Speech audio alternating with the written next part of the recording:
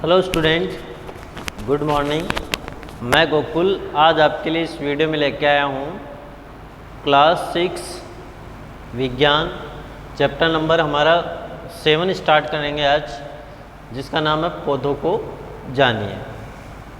इसका आज हम पार्ट फर्स्ट पढ़ने वाले हैं और ये जो हमारा चैप्टर रहेगा तो इस चैप्टर में हम पौधों के बारे में पढ़ेंगे कि पौधे होते हैं उसको कितने भागों में हम बांट सकते हैं, पौधे हैं उनके कौन कौन से भाग होते हैं, उन भागों को हम इस चैप्टर के अंदर विस्तृत रूप से पढ़ने वाले हैं। ठीक है, अब देखते हैं इसमें कि हम जब घर से बाहर निकलते हैं, घर से बाहर जब भी हम घर से बाहर निकलते हैं तो घर से बाहर निकलने के उपरांत हम क्या देखते हैं, हम कई तरह के पौधों का परीक्षण करते हैं। ठीक है, अर्थात हम बोल सकते हैं कि घर से बाहर निकल के हम कई तरह के पौधे देखते हैं, जिनमें से कुछ तो छोटे होते हैं और कुछ पौधे क्या होते हैं, विशालकाय होते हैं।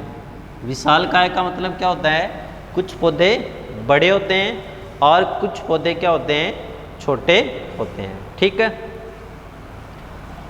और कुछ धरती पर हरे धब्बों के रूप में होते हैं, हरे धब्बों के रूप में। कुछ पौधे छोटे, कुछ पौधे विशालकाय और कुछ पौधे ऐसे होते हैं जो एक धरती के ऊपर हरे धब्बों के रूप में पाए जाते हैं। इनमें से कुछ पौधे ऐसे हैं, कुछ पौधों की पत्तियाँ जो लीफ होती है, पत्तियाँ हरी होती है, कुछ पौधों की पत्तियाँ पीली होती है। तो हम तरह तरह के पौधे हैं वो देखते हैं। ठीक है, और कुछ पौधों की पत्तियाँ लालिमा लिए होते हैं, लालिमा युक्त होती है। तो इसका मतलब हम क्या कह सकते हैं, हम कह सकते हैं कि हम अपने चारों तरफ विभिन्न प्रकार के पौधों का परीक्षण हम अपने दैनिक जीवन में करते हैं। ठीक है, और यदि हम बात करें तो कुछ पौधे होते हैं ना, कुछ पौधों के फूल, यदि हम फूलों का परीक्षण करें तो कुछ पौधों के जो फूल होते हैं वो क्या होते हैं, बड़े और लाल होते हैं, बड़े और लाल।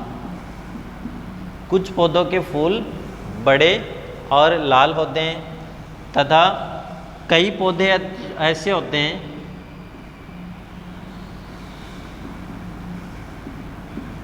और कई पौधे ऐसे होते हैं जिनके नीले जो पुष्प हम बात करें, पुष्प नीले, तथा कुछ पौधे जो हैं उनके जो पुष्प होते नहीं है। इसका मतलब हम क्या बोल सकते हैं, कुछ पौधे क्या होते हैं, पुष्प विहीन होते हैं।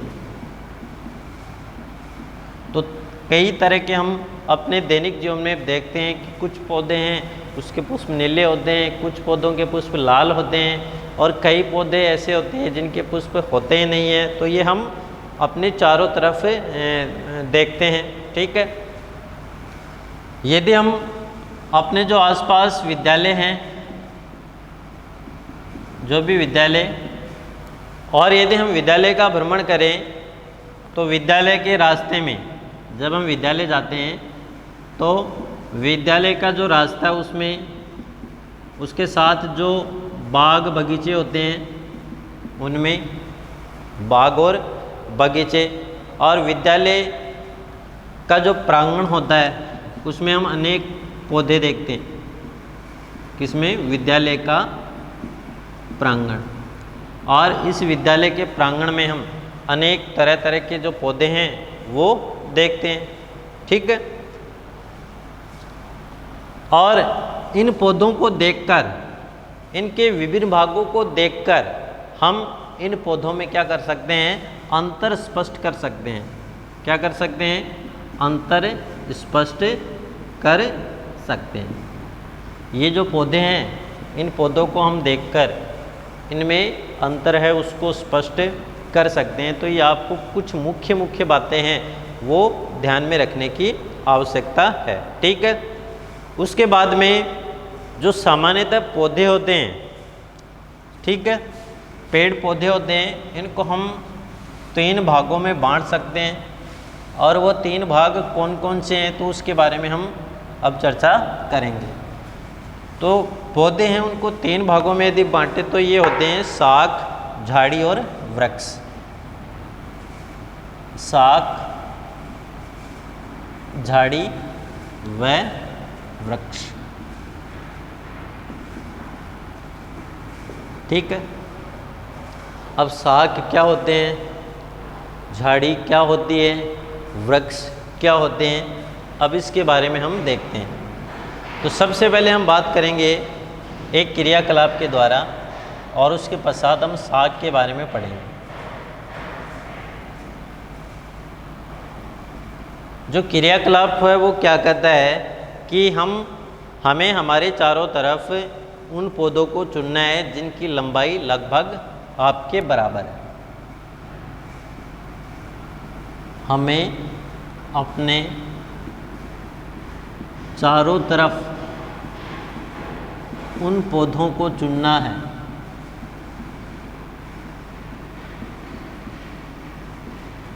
जिनकी लंबाई लगभग आपके बराबर है या हमारे बराबर है। ठीक है, जिनकी लंबाई लगभग क्या है, आपके बराबर है, यानी आप लगभग बच्चे हैं तो बच्चों के लगभग बराबर के कुछ पौधे आपको चुनने हैं। अब इन पौधों को चुनकर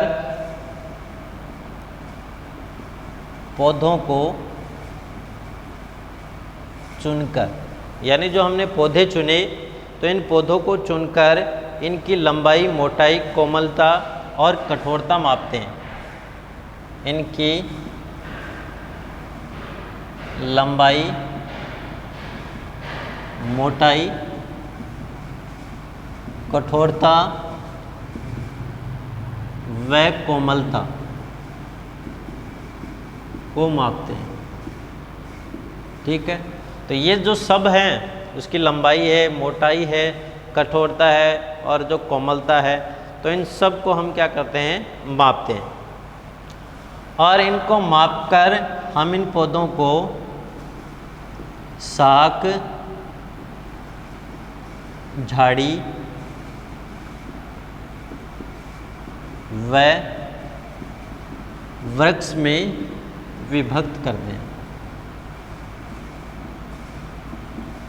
शाख, झाड़ी और वृक्ष में इनको क्या करते हैं, विभक्त करते हैं। तो ये यदि हम एक क्रियाकलाप देखते हैं तो इन क्रियाकलापों के आधार पे हम पौधों को शाख, झाड़ी और वृक्ष में विभक्त कर सकते हैं। तो सबसे पहले हम बात करते हैं शाख की, कि शाख कौन से पौधे होते हैं। तो यदि हम इसको परिभाषित करें तो हम क्या लिख सकते हैं, हरे व कोमल तने वाले पौधे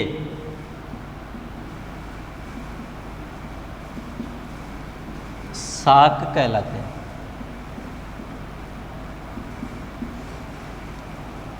जिसमें हरे और जो कोमल तने वाले पौधे होते हैं वो क्या कहलाते हैं, शाख कहलाते हैं।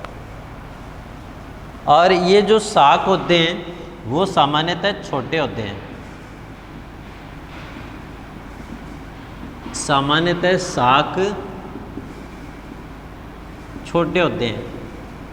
तो हम अपने दैनिक जीवन में जितने भी पौधे देखते हैं उन पौधों में से जो हरे और कोमल तने वाले हैं और सबसे छोटे हैं वो क्या कहलाते हैं, शाख कहलाते हैं। तो ये आपको ध्यान रखने की आवश्यकता है। ठीक है, और अक्सर इनमें कई शाखाएं नहीं होती है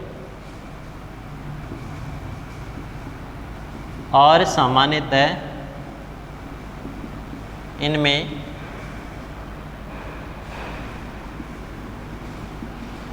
कई शाखाएं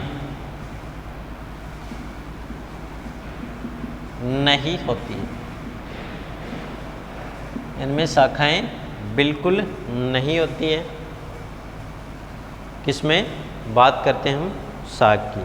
तो साग में शाखाएं नहीं होती है। सेकंड हम बात करें झाड़ी की,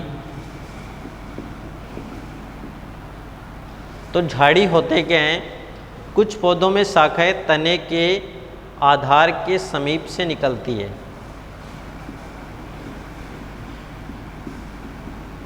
कुछ पौधों की शाखाएं तने के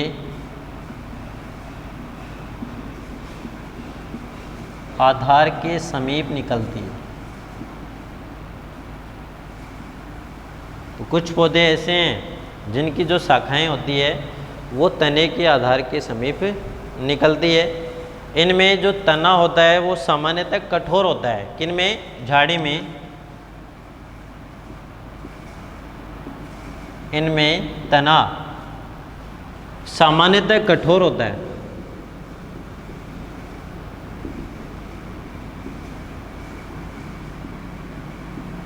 इनमें तना क्या होता है? सामान्यतः कठोर होता है। किन की बात करें हम? झाड़ियों की यदि हम बात करें तो तना कठोर होता है, किंतु अधिक मोटा नहीं होता है। कठोर तो होता है लेकिन मोटा नहीं होता है, किंतु अधिक मोटा नहीं होता है।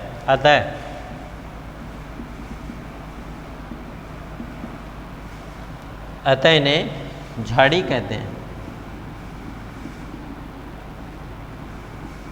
अतः इन्हें किस नाम से जानते हैं? झाड़ी के नाम से जानते हैं। तो आपको झाड़ी के बारे में ये बातें हैं वो ध्यान में रखने की आवश्यकता है। ठीक है। थर्ड हम बात करें वृक्ष की।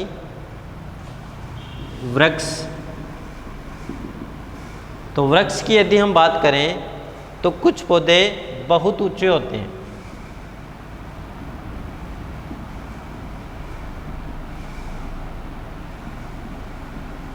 कुछ पौधे बहुत ऊंचे होते हैं। बात करें इनमें कुछ पौधों की, तो कुछ पौधे क्या होते हैं? बहुत ऊंचे होते हैं और इनके तने सुदृढ़ व गहरे भूरे होते हैं। और इनके तने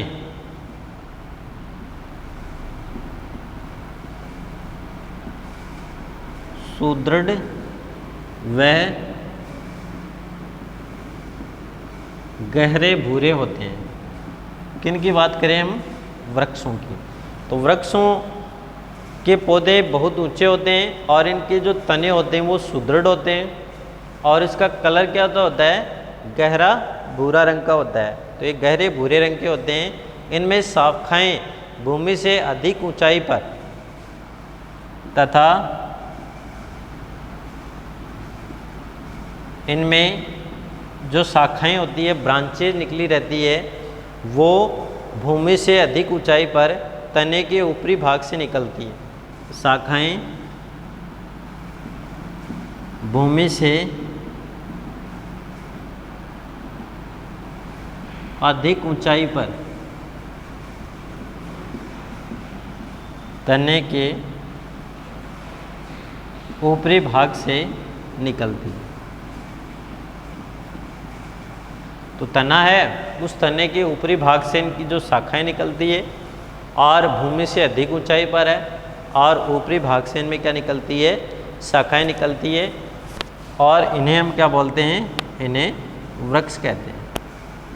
इन्हें क्या बोलते हैं? वृक्ष कहते हैं। तो सामान्यतः जो पौधे हैं इनको हम 3 भागों में विभक्त कर सकते हैं, शाख, झाड़ी और वृक्ष। किसमें? शाख, झाड़ी और वृक्ष। जो शाख होते हैं वो हरे और कोमल तने वाले पौधे होते हैं और ये छोटे होते हैं, जिसमें हम सामान्यतः बात करें घास होती है। जो घास होती है वो शाख की श्रेणी में है और सामान्यतः इनमें कोई शाखाएं नहीं निकलती है, शाखाएं नहीं होती है, छोटा सा होता है, हरे रंग का होता है, तना इसका कोमल होता है। झाड़ी जो होते हैं उनकी शाखाएं तने के आधार के समीप निकलती है जिसमें हम बात करें जैसे नींबू का पौधा है, ठीक है, या जो हम बात करें टमाटर का पौधा है उसकी हम बात करें, तो इसमें जो तना सामान्यतः कठोर, तो तना तो कठोर होता है किंतु अधिक मोटा नहीं होता है, बारीक पतला होता है, मोटा तना नहीं होता है, और इसे हम क्या बोलते हैं, झाड़ी कहते हैं। वृक्ष होते हैं ऊंचाई इसकी अधिक होती है और इनका तना सुदृढ़ होता है और गहरा भूरा रंग का होता है, और इनमें जो शाखाएं हैं वो भूमि से अधिक ऊंचाई पर तने के ऊपरी भाग से निकलती है, और जिन्हें हम इस वृक्ष के नाम से जानते हैं, जैसे आम का वृक्ष है, खेजड़ी का वृक्ष है, ठीक है। तो इस प्रकार जो है वो अनेक वृक्ष है वो हम देखने को इसमें मिल सकते हैं, अर्थात अनेक वृक्ष वो हम इसमें देख सकते हैं, ठीक है। तो ये कुछ बातें हैं वो हमें ध्यान में रखने की आवश्यकता होती है, ठीक। अब उसके बाद में हम इन्हीं झाड़ी, वृक्ष और जो शाख है इनके आधार पे कुछ और बातों का हम अध्ययन करते हैं। तो और कौन कौन सी बातें हैं, तो उन बातों को हम देखने का प्रयास करते हैं। तो सबसे पहले हम बात करें कि जो कमज़ोर पौधे, तने वाले पौधे वो सीधे खड़े नहीं हो सकते हैं। कमज़ोर पौधे वाले तने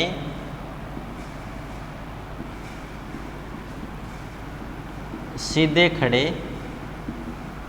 नहीं हो सकते हैं। कमज़ोर पौधे वाले तने हैं वो सीधे खड़े नहीं हो सकते हैं और ये भूमि पर फैल जाते हैं, और इन्हें हम क्या बोलते हैं, विसर्पी लता बोलते हैं। तथा ये है भूमि पर फैल जाते हैं, अतः इन्हें विसर्पी लता कहते हैं।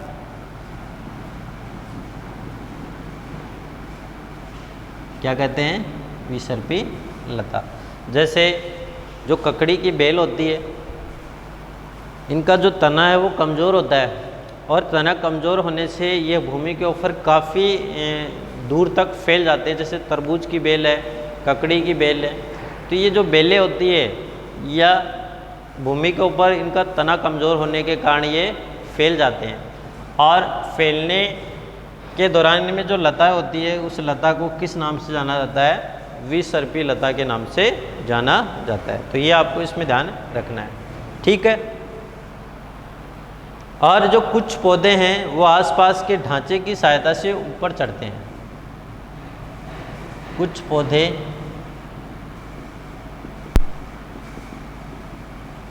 आसपास के, जैसे कई पौधे ऐसे हैं जो आसपास के ढांचे की सहायता से ऊपर चढ़ते जाते हैं। ढांचे की सहायता से ऊपर चढ़ते जाते हैं। तो कुछ पौधे ऐसे हैं जो आसपास के ढांचे की सहायता से ऊपर चढ़ते जाते हैं, और ऐसे पौधे आरोही कहलाते हैं। ऐसे पौधे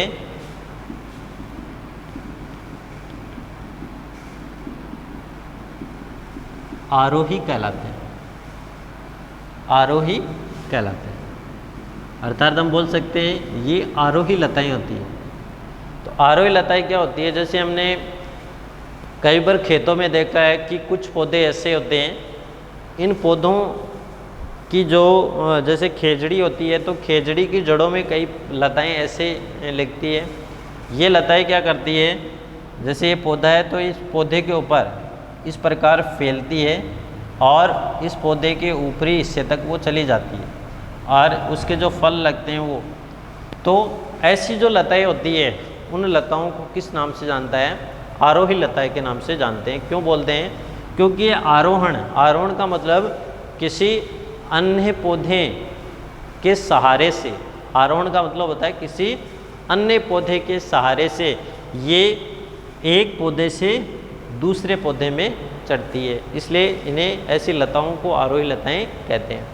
और एक हमने देखा था विसर्पी लता। विसर्पी लता का मतलब विसर्पी रेंग कर, जैसे सर्प हम देखते हैं तो सर्प क्या करता है, रेंग कर चलता है। तो यही लताएं होती है, जैसे हमने ककड़ी देखी है, ककड़ी की लता देखी है, और जैसे तरबूज देखा है, इनकी जो लताएं होती हैं तो ये क्या करती हैं, भूमि के ऊपर ऐसे फैल जाती है इस प्रकार, और ऐसे फैलने से ये काफ़ी एरिया है उसको कवर कर लेती है, और इस पे जो फल लगते हैं वो इसी प्रकार इन्हीं भागों में जो फल है वो लग जाते हैं। तो ऐसी लताओं को विसर्पी लता बोलते हैं। और जो रेंग कर या आरोहण के द्वारा पौधे के ऊपरी भाग तक जाती है तो उन पौधों को आरोही लता कहते हैं। तो इस प्रकार आज के इस वीडियो में हमने पौधों को जानने वाले चैप्टर में इसका पार्ट फर्स्ट पढ़ा। तो इसमें हमने मुख्य रूप से जो शाख, झाड़ी और जो वृक्ष है तो इनके बारे में हमने मुख्य रूप से आज की इस वीडियो में जाना। और हम आगे जो हमारा अगला वीडियो रहेगा तो हम इन शाख, वृक्ष और झाड़ी का विस्तृत जो वर्णन है वो अगले वीडियो में हम पढ़ने वाले हैं।